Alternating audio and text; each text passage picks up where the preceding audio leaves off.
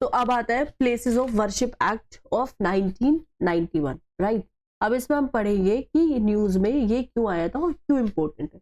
Supreme court ने observe किया था कि ये it can not order a blanket stay on worship act places. अब यहाँ पे क्या आते हैं कि वर्शिप ये जो एक्ट प्लेसेस का वर्शिप एक्ट प्लेसेस जो है, places of worship special provisions act है 1991 का। ये डिक्लेयर करता है कि जो रिलीजियस कैरेक्टर है एक प्लेस का वर्शिप का, कि shall continue to be the same as it was on August 15 1947। मतलब कोई भी अगर एक अगस्त 15 1947 को अगर एक प्लेसेस जो है वो अगर मॉस्क था या फिर मंदिर था, तो उसका जो रिलीजियस कैरेक्टर है वो सेम रहेगा, ठीक है। It stage no person shall convert any place of worship of any religious denomination into one of a different denomination or section। आप जो है जैसे मंदिर है, मंदिर को मस्जिद में नहीं कन्वर्ट कर सकते, या फिर जो मस्जिद है उसको आप मंदिर में नहीं कन्वर्ट कर सकते। कुछ पॉजिटिव ऑब्लिगेशन क्या करता है, इम्पोज करता है स्टेट के पास, ताकि जो स्टेट जो है वो रिलीजियस कैरेक्टर जो है हर एक प्लेस जो है वर्शिप का उसको मेंटेन कर सके, जैसे वो इंडिपेंडेंस के टाइम पे एग्जिस्ट करता था। डिक्लेयर करता है कि जितने भी सारे सूट्स है, अपील है, या फिर कोई भी दूसरी प्रोसीडिंग है regarding converting the character of place of worship, जो एक कोर्ट में पेंडिंग है 15 अगस्त बिफोर और authority on 15 August 1947 will abate as soon as the law come into force। Exemption क्या इसमें दिए गए थे, एग्जेम्पशन दिया गया था जैसे डिस्प्यूट साइट है अयोध्या का, एग्जेम्प्टेड है वो इस एक्ट से, ओके। एक्ट ये also does not apply to monuments and sites converted by the ancient monuments. मतलब कुछ ऐसे एक्ट है, मॉन्यूमेंट्स है या साइट्स है जो एंशिएंट मॉन्यूमेंट से कन्वर्टेड था, आर्कियोलॉजिकल साइट्स है, या फिर रिमेन्स एक्ट है 1958 का। कोई भी डिस्प्यूट से जो फाइनली सेटल्ड है या फिर डिस्पोज्ड ऑफ है, कोई भी कन्वर्जन जो है इस तरह के प्लेसेस का affected before such commencement by acquiescence, okay. Penalty section 6 किसका एक्ट का प्रिस्क्राइब करता है, एक पनिशमेंट मैक्सिमम 3 साल का पनिशमेंट देता है, इम्प्रिजनमेंट भी उस पर हो सकती है फाइन के साथ साथ, अगर आप क्या कर रहे हो, कॉन्ट्रावेंट कर रहे हो प्रोविजन किसका, एक्ट का। कुछ इंपॉर्टेंट न्यूज था जैसे 8 शेड्यूल जो है कॉन्स्टिट्यूशन का, उड़ीसा की जो कैबिनेट है उसने प्रपोज किया था कि जो कुली लैंग्वेज है वो हमारे 8 शेड्यूल में होनी चाहिए। ये जो 8 शेड्यूल है, अगर हम इसकी बात करें कॉन्स्टिट्यूशन की, तो ये क्या करता है, लिस्ट करता है कि ऑफिशियल लैंग्वेज जो है कंट्री का, और इसमें 22 जो ऐसी लैंग्वेजेस है जो ऑफिशियल लैंग्वेजेस है। 14 लैंग्वेजेस वो थी जो ओरिजिनली कॉन्स्टिट्यूशन में लिस्टेड थी, और रेस्ट जो थी वो बाद में यहाँ पे क्या थी, ऐड हुई थी। सिंधी को इंट्रोड्यूस किया था 21st अमेंडमेंट एक्ट जो था 1967 का, कोंकणी, मणिपुरी और नेपाली को इंट्रोड्यूस किया था 71st amendment act of 1992, and सेंतली, डोगरी और मैथिली और बोडो को 92nd जो अमेंडमेंट एक्ट हुआ था 2003 में, उसमें ये ऐड कर दिया था। शेड्यूल 8 के जो क्या क्या बेनिफिट्स हैं, गवर्नमेंट से सपोर्ट मिलता है डेवलपमेंट के लिए, रिकॉग्निशन मिलता है साहित्य अकेडमी से, wider translation of its book, it can be used in assembly and parliamentary debate, can be used in all India competitive examination, RBI to include it in currency note denominations। 9 schedule जो है constitution का वो ये है कि first जो constitutional amendment act आया था 1951 का, आर्टिकल 31B, सेंट्रल और स्टेट के जो लॉज है जो इंक्लूडेड है 9 शेड्यूल में, उनको हम चैलेंज नहीं कर सकते कोर्ट्स में अगर फंडामेंटल राइट्स का वायलेशन होता है। हावेवर सुप्रीम कोर्ट ने ये कहा था, ये जो IR silo versus state Tamil Nadu 2007 का जो एक केस था, इसने ये कहा था कि कोई भी लॉ है जो ऐड हुआ है 9 शेड्यूल में 24 अप्रैल के बाद 1973, तो वो क्या करता है, वायलेट करता है किसको, अगर वो वायलेट करता है फंडामेंटल राइट्स को, तो इसको हम चैलेंज कर सकते हैं। ये अंडरमाइन करता है बेसिक स्ट्रक्चर के साथ कॉन्स्टिट्यूशन का, जो आर्टिकल 21 में भी आपका मेंशन है, आर्टिकल 14 में, आर्टिकल 19 में, right to silence, supreme court ने कहा था कि जितने भी एक्यूज है उनके पास राइट टू साइलेंस है। इन्वेस्टिगेटर्स उनको फोर्स नहीं कर सकते कि आपको कुछ स्पीक करना है या आपको अपना गिल्ट जो है उसको एडमिट करना है। राइट टू साइलेंस जो है इमेनेट्स फ्रॉम आर्टिकल 20 सब क्लॉज 3, जो स्टेट करता है कि कोई भी जो कॉम्पेल्ड है to a witness against himself, protection limited है only to criminal proceedings, right is not available to a person being interrogated under customs act 1962 या फिर foreign exchange management act 1999 since the person is not accused of an offense and is not entitled to a lawyer। Nandini Satya versus PL दानी case में supreme court ने ये कहा था कि अगर आपको एक पर्सन को कंपेल करते हो कि एक क्वेश्चन का answer they with in the limits of the police station, तो इसमें क्या होता है, ये वायलेशन होता है आर्टिकल 20 क्लोज 3 का। Reservation for locals in private sector, इसमें क्या है, पंजाब और हरियाणा जो कोर्ट है उसने क्वैश किया है कि हरियाणा स्टेट एम्प्लॉयमेंट जो है लोकल कैंडिडेट्स एक्ट का 2022 एक्ट ने प्रोवाइड किया है 75% रिजर्वेशन लोकल्स को होना चाहिए प्राइवेट सेक्टर की जॉब्स में, मंथली सैलरी 30,000 से कम नहीं होनी चाहिए। तो यहाँ पे हाई कोर्ट ने कहा है कि ये अनकॉन्स्टिट्यूशनल है और वायलेटिव है पार्ट 3 का फंडामेंटल राइट्स का, कॉन्स्टिट्यूशन ऑफ इंडिया का। ये कहता है कि एक्ट वायलेट करता है कॉन्स्टिट्यूशनल मोरालिटी को। कॉन्स्टिट्यूशनल मोरालिटी का मतलब होता है adherence to fundamental principles of the constitution. इसने कहा है कि स्टेट डिस्क्रिमिनेट नहीं कर सकता एक इंडिविजुअल्स के अगेंस्ट इस अकाउंट पे कि वो बिलोंग नहीं करते हैं सर्टेन स्टेट को, जिसको हम बोलते हैं नेगेटिव डिस्क्रिमिनेशन। दूसरे स्टेट जैसे कि आंध्र प्रदेश 2019 में उन्होंने भी कुछ इसी तरह के एक्ट को क्या किया है, इनेक्ट किया है। एफर्मेटिव एक्शन, इसका मतलब है तो पॉजिटिव एक्शन। डिस्क्रिमिनेशन जो इंट्रोड्यूस हुआ था यूएस में काउंटर करने के लिए हिस्टोरिकल पैटर्न किसका, प्रेजुडाइज का अगेंस्ट इंडिविजुअल्स कुछ सर्टेन आइडेंटिटीज के साथ, जैसे ब्लैक है, हिस्पैनिक है और दूसरे माइनॉरिटी स्टूडेंट्स। रिजर्वेशन एक सिस्टम है अफर्मेटिव एक्शन का इंडिया में जो प्रोवाइड करता है कि जो हिस्टोरिकली जो डिसएडवांटेज ग्रुप थे उनका रिप्रेजेंटेशन हो एजुकेशन में, एम्प्लॉयमेंट में, गवर्नमेंट स्कीम्स में, स्कॉलरशिप्स में और पॉलिटिक्स में।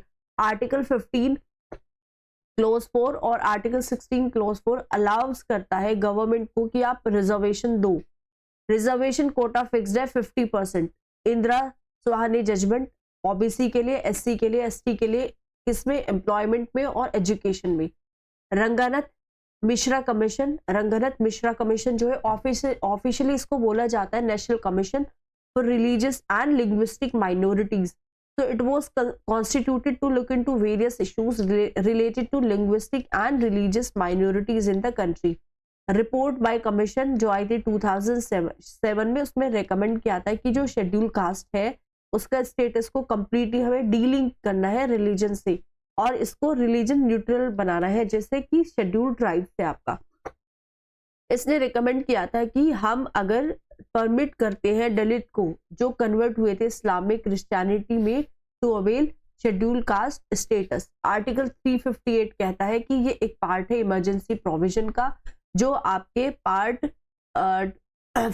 पार्ट है इसमें 28 में कॉन्स्टिट्यूशन के from article 352 to 360।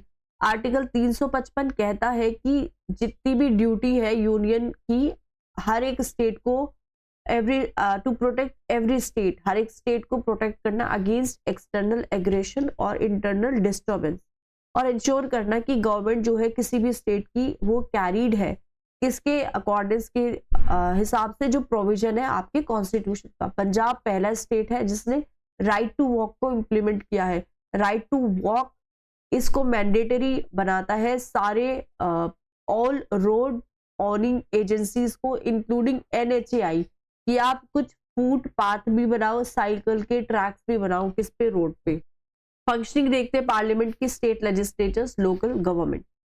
No confidence motion, union government ने एक नो कॉन्फिडेंस मोशन जो है वो पास किया था मानसून सेशन जब हुआ था पार्लियामेंट का। नो कॉन्फिडेंस मोशन क्या होता है, एक लेजिस्लेटिव रिजोल्यूशन होता है जो लोकसभा में इंट्रोड्यूस होता है, जो अलाउ करता है कि अपोजिशन को, कि सरकार की जो मेजोरिटी है वो उसको चैलेंज कर सकते हैं। अगर एक नो कॉन्फिडेंस मोशन पास हो जाता है तो गवर्नमेंट जो है उसको रिजाइन करना पड़ेगा। मोशन जो है नो कॉन्फिडेंस का, वो सिर्फ लोकसभा में ही पास हो सकता है। कॉन्स्टिट्यूशनल आर्टिकल्स है, रूल्स है, बिजनेस है, इसमें लोकसभा में article 75 clause 3, council of ministers जो है वो कलेक्टिवली रिस्पॉन्सिबल है लोकसभा में। सिमिलरली स्टेट लेवल पे आर्टिकल 164 क्लोज 2 प्रोवाइड करते हैं कि जो काउंसिल ऑफ मिनिस्टर्स है वो कलेक्टिवली रिस्पॉन्सिबल होंगे स्टेट लेजिस्लेटिव असेंबली में। रूल 198 जो है of rules of procedure and conduct of business in Lok Sabha provide करता है कि एक प्रोविजन हो regarding the motion of no confidence. No confidence का जो मोशन है वो ये है कि मोशन जो है नो कॉन्फिडेंस का need not set out on any grounds on which it is based. Speech is unless leave is granted by the house to move the motion, no speech is permitted in support of the motion. Repeat motion, जब एक no confidence motion discuss हो चुका है और house ने उसको negate कर दिया है तो दूसरा नो कॉन्फिडेंस मोशन जो है वो सेम सेशन में नहीं आ सकता। यूजुअल प्रोसेस क्या है कि हाउस एक्सप्रेस करता है कि उसको नो कॉन्फिडेंस मोशन पास करना है, तो स्पीकर इसको एग्जामिन करेगा कि अगर no confidence if the no confidence motion is in order, member जो है जिन्होंने वो हैज टेबल द नोटिस, वो आज लीव के लिए पूछते हैं of the house to the motion. Speaker फिर उनको बुलाएगा मेंबर्स को जो फेवर में है ऑफ लीव बीइंग ग्रांटेड। अगर if not less than 50 members rise, speaker declare करता है उस लीव को और वो हाउस से ग्रांट हो जाता है। मोशन को फिर लेते हैं डिस्कशन के लिए 10 डेज के अंदर अंदर from the date of grant of leave. Parliamentary privileges of law makers. Supreme court ने ये कहा है कि एक 7 जज की बेंच थी जो चीफ जस्टिस उसको हेड कर रहे थे। इसमें क्या हुआ था, रिकंसिडरेशन किसका, और 1998 जजमेंट का by in the PV Narasimha Rao case में। पीवी नरसिम्हा राव केस का जो जजमेंट है वो 1993 झारखंड मुक्ति मोर्चा ब्राइबरी केस के बैक ड्रॉप पे आया था।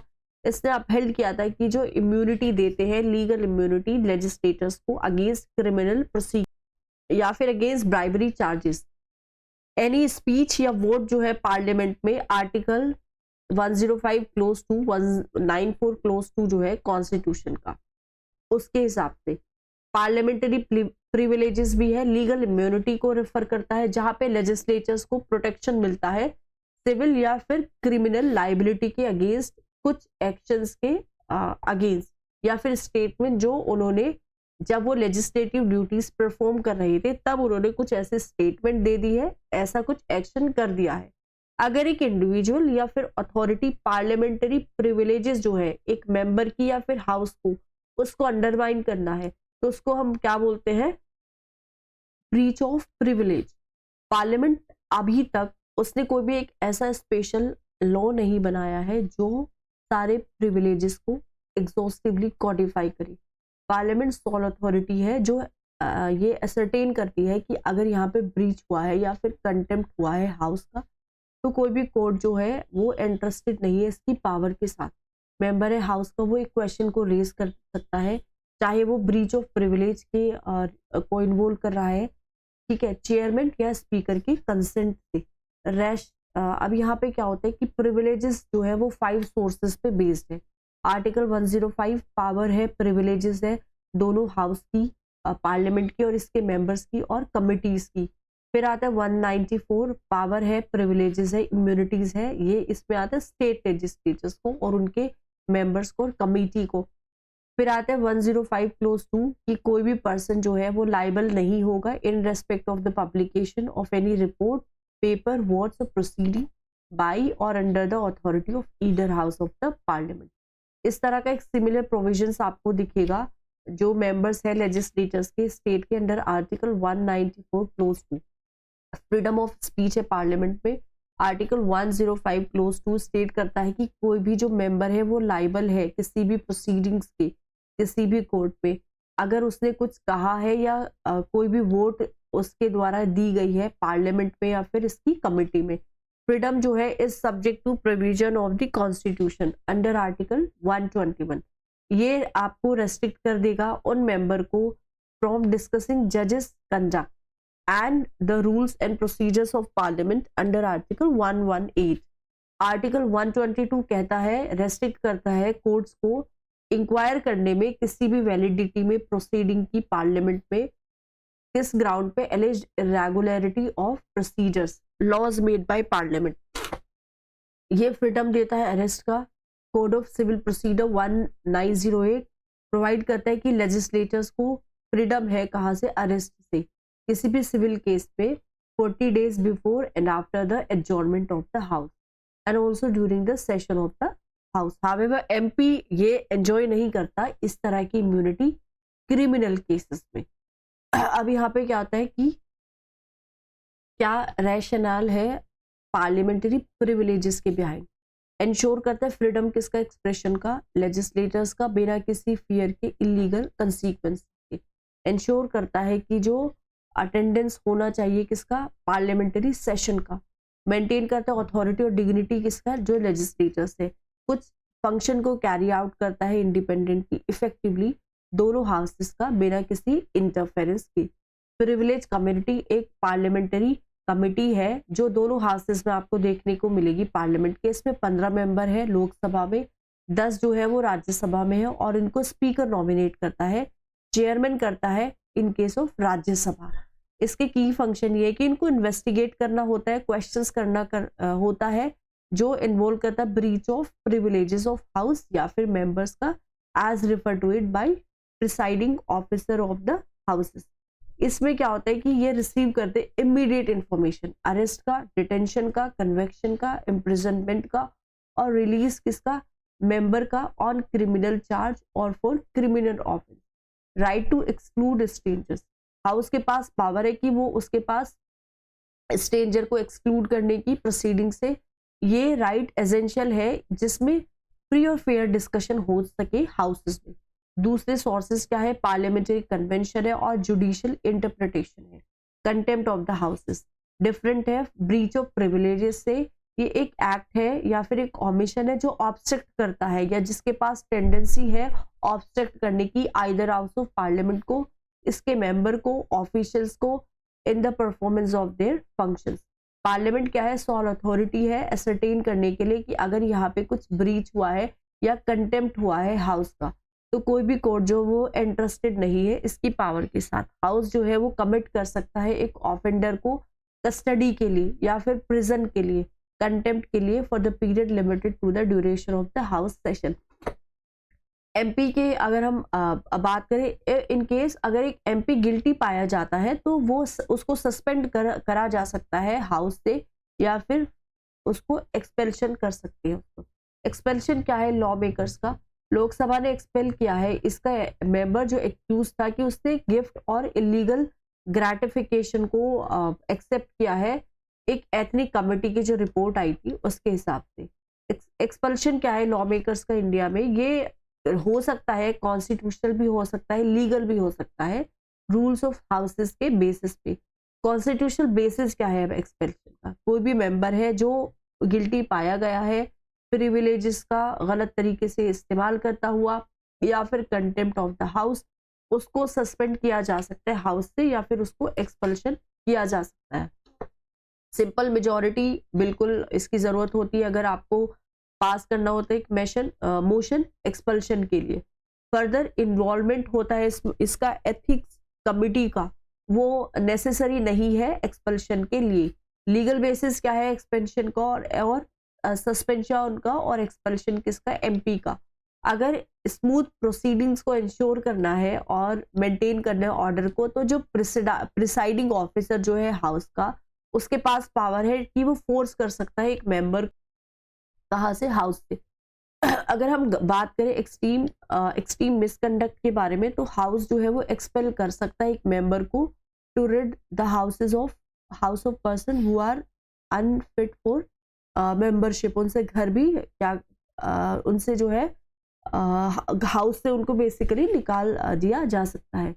रूल्स ऑफ प्रोसीजर क्या है कंडक्ट के of business related to suspension in Lok Sabha and Rajya Sabha. Rule क्या है लोकसभा में, रूल 373 एम्पावर करता है प्रिसाइडिंग ऑफिसर को कि आप ऑर्डर करो एक एमपी को to withdraw during the remainder of the days sitting.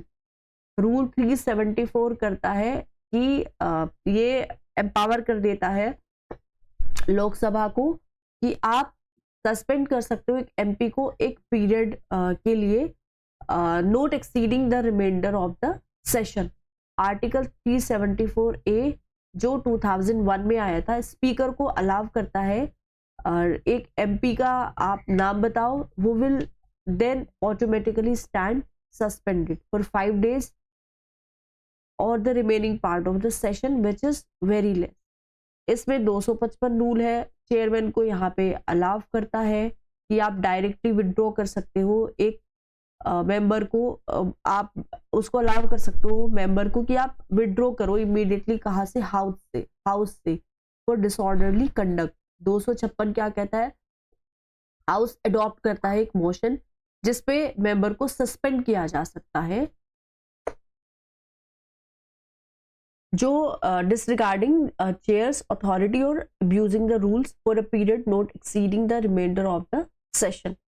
Unlike the Lok Sabha जिसमें 374A रूल है, राज्यसभा सस्पेंड नहीं कर सकता इसके मेंबर को एक मोशन को पास करे बिना। आर्टिकल 122 है इंडिया के कॉन्स्टिट्यूशन का, वो कहता है कि जो पार्लियामेंट्री प्रोसीडिंग है including those related to expulsion, वो उनको जुडिशरी क्वेश्चन नहीं कर सकती। ऑल्दो ये जो कोर्ट है उसने कुछ इंटरवेन किया है कुछ केसेस में।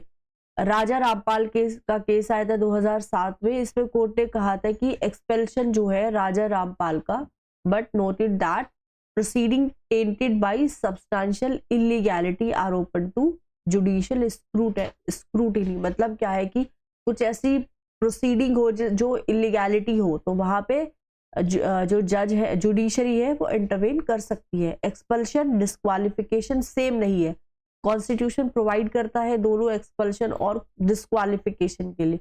डिस्क्वालिफिकेशन में क्या होता है, जो मेंबर होता है पार्लियामेंट का वो इलेक्शन कॉन्टेस्ट नहीं कर सकता फर्दर, वाइल अंडर एक्सपल्शन ही और शी कैन। डिस्क्वालिफिकेशन क्या होता है लॉ मेकर का, RPA 1951 सेक्शन 8 क्लोज 4, एक लॉ मेकर जो है वो डिस्क्वालिफाइड हो सकता है for a period of imprisonment और फर्दर 6 years तक के लिए अगर उसको 2 साल की सजा दी गई है या फिर मोर।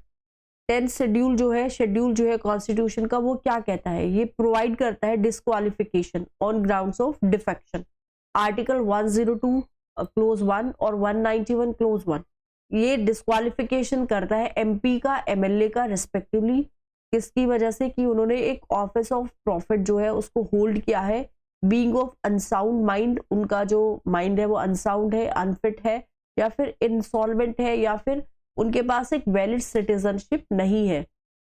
एंटी डिफेक्शन लॉ, महाराष्ट्र के स्पीकर ने डिसमिस किए थे सारे पिटिशंस जो सीख कर रहे थे कि सारे जो MLA हैं उनका क्या हो डिस्क्वालिफिकेशन हो एंटी डिफेक्शन लॉ के अंडर।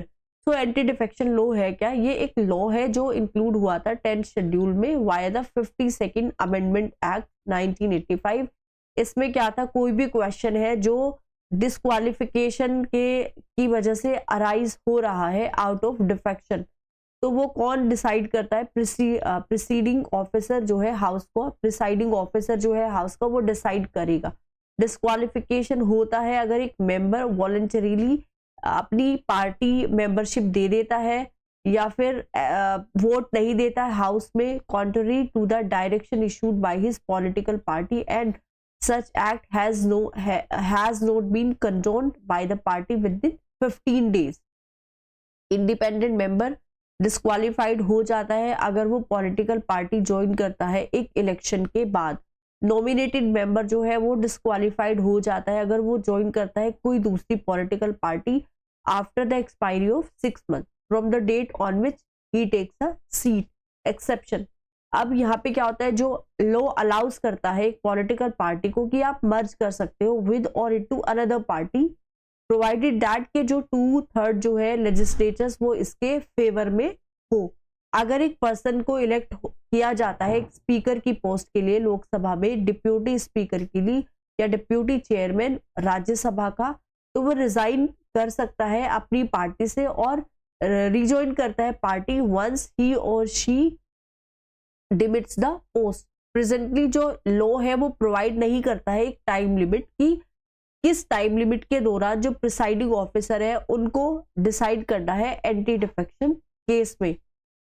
कि हो तो होलाहन वर्सेस जाचिलू 1990 का केस था। सुप्रीम कोर्ट ने ये कहा था कि स्पीकर का जो डिसीजन है एंटी डिफेक्शन लॉ के अगेंस्ट, उसका जुडिशियल रिव्यू हो सकता है।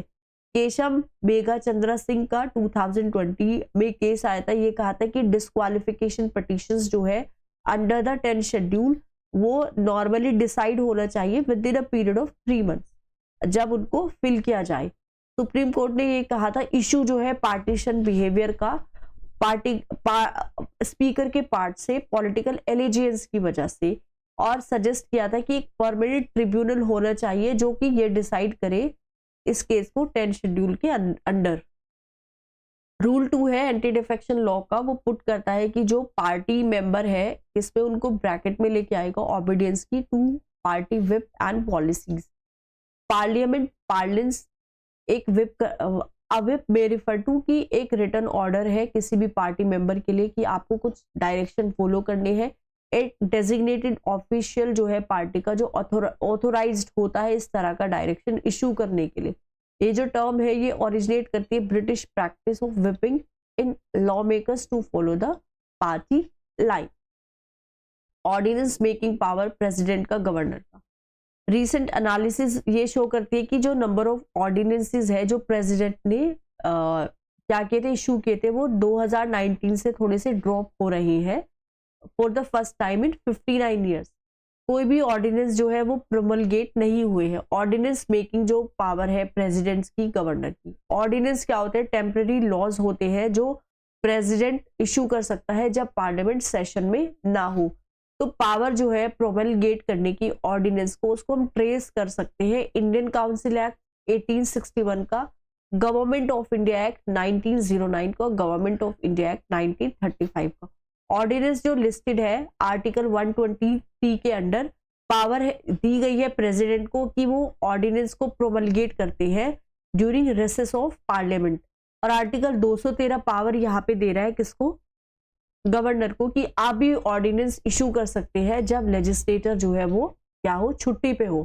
तो ये जो प्रोमलगेटेड ऑर्डिनेंसेस है उनका सेम फोर्स होगा, सेम इफेक्ट होगा as an act of legislators, but ये सिर्फ टेम्पररी नेचर के लिए होंगी। कोई भी ऑर्डिनेंस जो है वो सीज करता है ऑपरेट होने को जब एक्सपिरेशन हो जाए 6 weeks from the date when the next session start.